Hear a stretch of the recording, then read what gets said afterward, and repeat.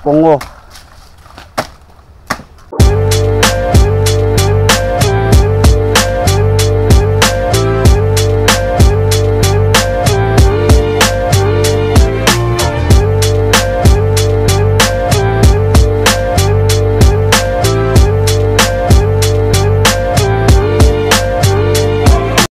Hello, andito na naman kami mga kamuros at mga kamarites. Tara guys, samahan nyo kami sa aming adventure. Mangunguha kami ng shell o tinatawag na bagungon at yung prutas na bunga ng nipa. Tinatawag rin siyang pungo sa aming lugar. At syempre guys, hindi lang yun ang aming sadya. Ang sadya namin ay makapaglibot din dito sa aming mga mangrove, dito lang sa aming barangay. Dahil nakakamiss na rin guys yung mga gawain na ganito. Lalo na guys, pagkasama mo yung mga tropa mo, yung mga kababata mo, at yung mga pinsan mo. At dito na nga guys, naglulusot-lusot na kami dahil wala nang daan at maraming tunok sa paligid. What?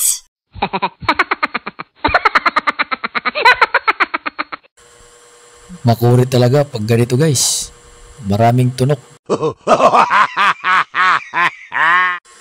Nakakatuwa rin isipin guys yung mga kababata mo noon umaakyat sa puno at doon umuusbot. Aw.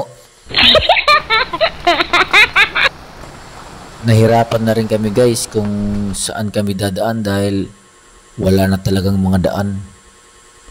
Bihira na lang siguro yung mga tao pumunta rito, hindi tulad dati na makikita mo talaga yung dinadaanan ng mga tao.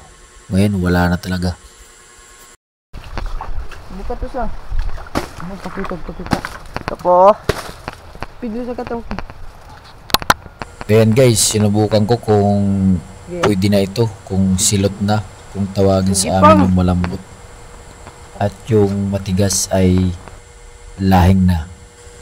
Nakakatuwa pala guys pag nakikita mo yung mga nipa na may mga bagong tubo. Yung mga bunga na tumubo na. Akala mo tinanim pero kusa lang silang tumubo. Ayan guys, so yung mga bagong tubo na nipa. Napakadami. Ang ganda tingnan. Ayan na talaga guys. Hindi na namin alam kung saan kami maagi. Oh. At yun na guys, talagang susurot na lang kami dahil walang daan. Dadaan na lang kami sa walang daan. Ika nga ng mga scout ranger.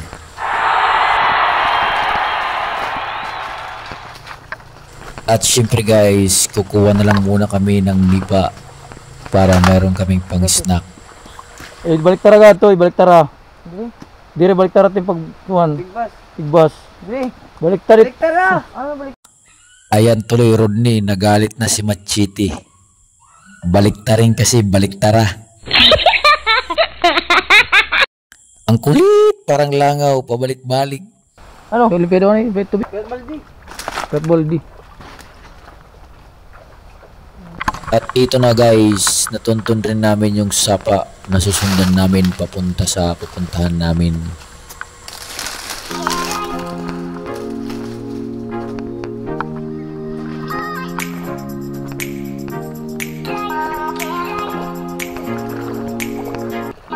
Dapat isudlan natin ang sapa o.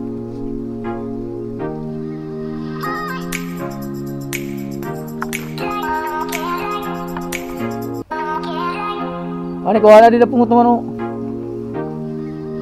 Dilihat mo pa yung nakuha na puno.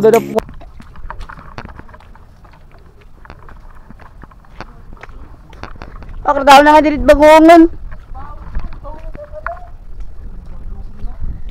Nay, dahil mga dilit bagungon.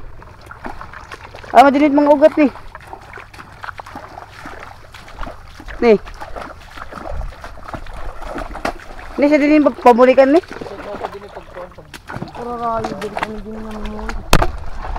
Meron ka larong yung nagisgasan pula man. Ito po tubig pula.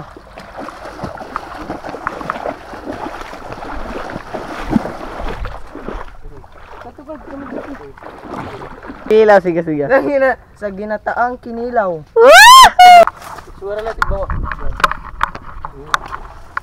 Tigbawa, pero makakatutok na sa akin. At ito na naman guys, wala na naman daan. Dadaan na naman kami sa walang daan.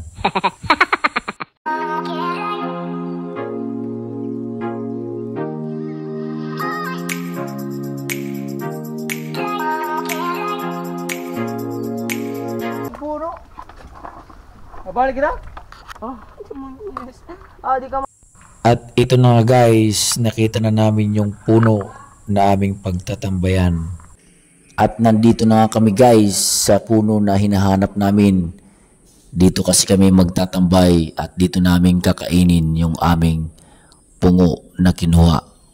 At dito rin kami kukuha ng mga bagungon para biakin yung mga shell nila. At tingnan nyo guys, napakaganda at pagmasdan yung mga mangrove para silang mga Christmas tree. Ho, ho, ho! Merry Christmas! Hindi pa po, Santa. Excited? At tara guys, samahan nyo muna kami at kakain muna kami ng pungo. Napakasarap talaga ng pakiramdam guys pag nandito ka sa lugar na ito. Para kang bumalik sa pagkabata mo. At syempre guys, sumaka muna tayo sa puno para kumuha ng mga video at mga photos.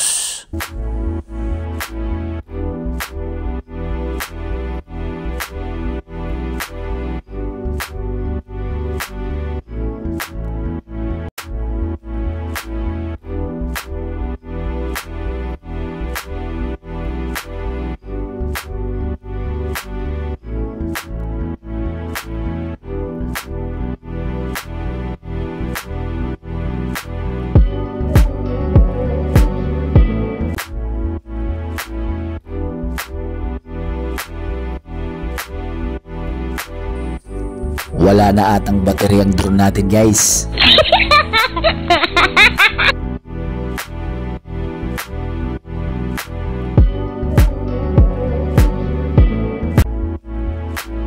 Makababa na nga. Guys, ako pala nag-video, baka musig mo ni Uncle ha. Nakakawala ng gana. Ba't ka naman ang bubo ko? At syempre guys, kukuha na kami ng mga bagungon. Ito po guys, yung bagungon namin. Tutultugin pa namin yan. What? At syempre guys, habang sila'y nagtutultog What? at nagbubuka ng shell, kukuha muna tayo ng mga video.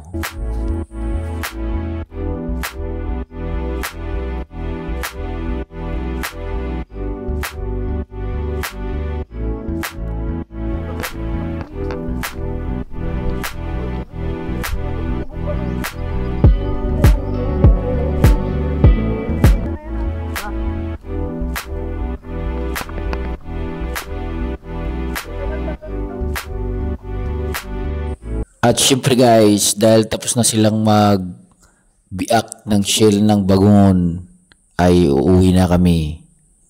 At dito na naman kami susurop sa mga walang daan.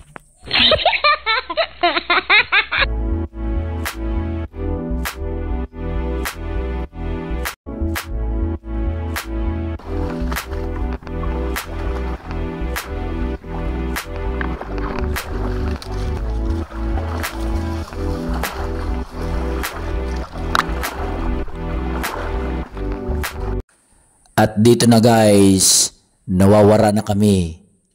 Hindi na namin alam kung saan ang aragian. Kasi sabi ng isang kasama ko, kabisado daw niya yung mga daan. Kabisado pala niyang mahulog sa tubig.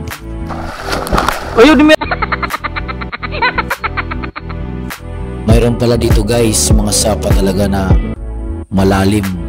Lagpas ulo yung lalim. Yan ba ang kabisado? Na-scam na naman tuloy tayo. Wala talaga. Norman niya, no? Narum.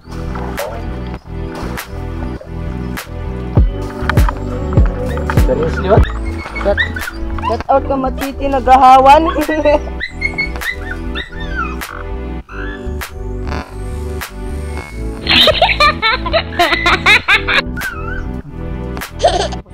At syempre guys, dahil talaga nawawala na kami, kailangan na namin gamitin ng aming agimat. What? Sana ay gumana kasi walang load.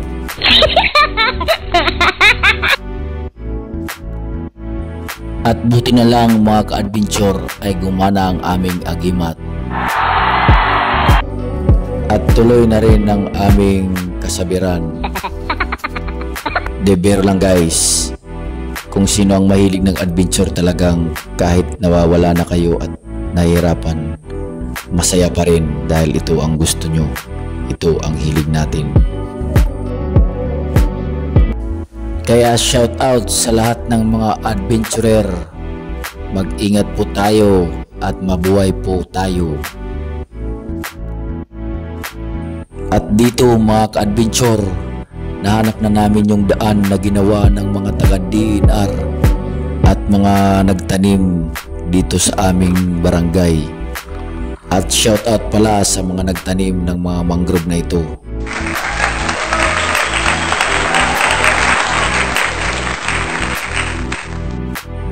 At dito guys, mayroon kaming nadaanan na napakagandang mga mangrove.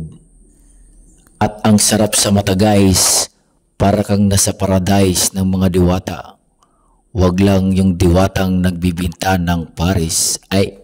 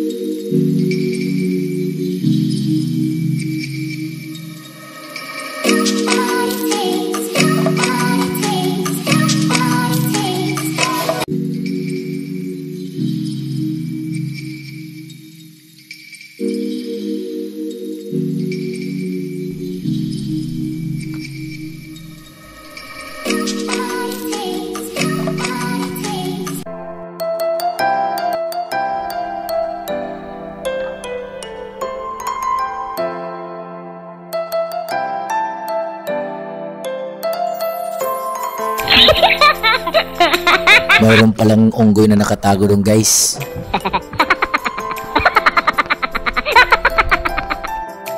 Naisip ko lang mga ka-adventure at mga kamuros, napakaganda ng ating lugar, ng ating barangay, lalo na dito sa mga mangrove area na ito.